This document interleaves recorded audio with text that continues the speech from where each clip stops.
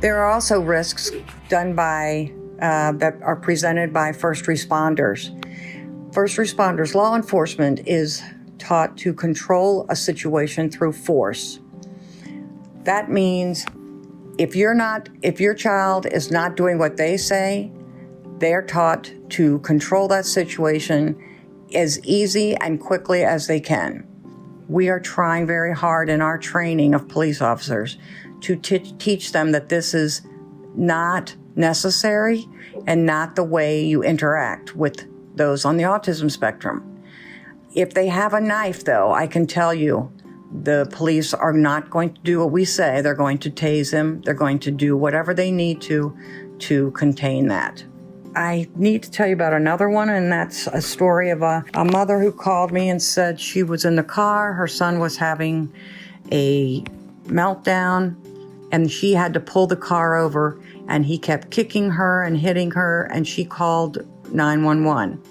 They dispatched an officer who, she told me, absolutely made it worse. His yelling, he had the sirens, he was telling the young man, if you don't stop, I'm putting you in handcuffs, and she said it made it so much worse. So if this happens to you, don't expect a police officer to do the right thing because they don't have a child with autism.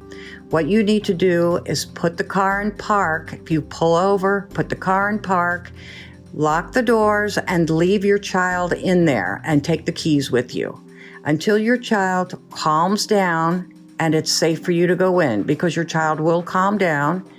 But if you're the one setting them off, then you can't be in the car with them. That's what we train the police officers to do. And if a police officer or someone else does come to help, let them know to stand there.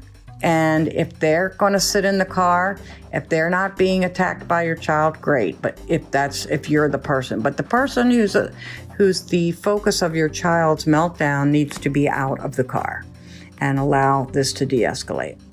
So if you're going to keep them in the car, make sure that the windows are cracked so that they aren't suffocating in there without air.